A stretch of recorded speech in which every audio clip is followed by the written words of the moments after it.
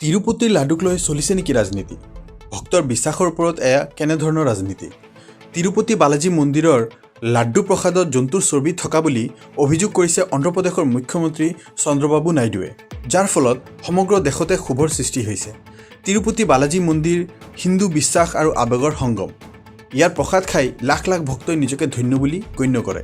কিন্তু কিছুদিন পূৰ্বে মন্দিৰৰ প্ৰসাদত জন্তুৰ চৰ্বি থকাৰ কথা পোহৰলৈ আহিছে। এই ঘটনাক লৈ সমগ্ৰ দেশতে সৃষ্টি হৈছে বিতৰ্ক। এই বিষয়টো কেনেকৈ বিতৰ্কৰ মাজলৈ আহিল? দৰাচলতে সমগ্ৰ বিতৰ্ক আৰম্ভ হৈছিল 18 ছেপ্টেম্বৰৰ পৰা। অন্ধ্ৰপ্ৰদেশৰ মুখ্যমন্ত্ৰী চন্দ্ৰবাবু নাইডুৱে যেতিয়া নতুন চৰকাৰ গঠন কৰে, তেতিয়া নাইডুৱে TTD অৰ্থাৎ তিৰুমালা তিৰুপতি দেৱস্থানৰ পুৰণি কাৰ্যবাহী বিষয়াক সলনি কৰি IAS বিষয়া কে শ্যামলা ৰাওক নতুন কাৰ্যবাহী বিষয়া নিযুক্ত কৰে আৰু TTDয়ে নিজে তিৰুপতি মন্দিৰৰ পৰিচালনা কৰে। ৰাওৰ মতে প্ৰসাদৰ সোৱাদত কিবা খেলি মেলি আছে আৰু ইয়াৰ সোৱাদ আগৰ দৰে নাছিল বুলি অভিযোগ লাভ কৰিছিল। সেয়েহে কে শ্যামলা ৰাওৱে এই অভিযোগৰ ভিত্তিত লাড্ডুৰ নমুনা পৰীক্ষাৰ বাবে পঠিয়াইছিল।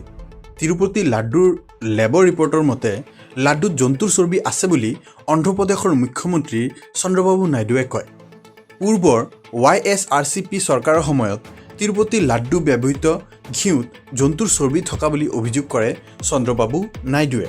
মন্দিৰৰ প্ৰসাদৰ এই বিতৰ্ক পালেগৈ উচ্চতম ন্যায়ালয়।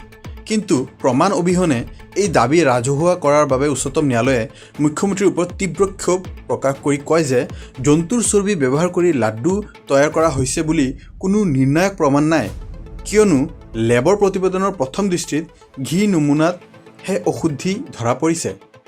উচ্চতম ন্যায়ালয়ে অন্ধ্ৰপ্ৰদেশৰ চৰকাৰক তীব্ৰ সমালোচনা কৰি কয় যে ঈশ্বৰক ৰাজনীতিৰ পৰা আঁতৰাই ৰাখক। শুকুৰবাৰে অৰ্থাৎ 4 অক্টোবৰ উচ্চতম ন্যায়ালয়ে তিৰুপতিৰ লাড্ডু বিতৰ্কত নতুন তদন্তৰ নিৰ্দেশ দিয়ে।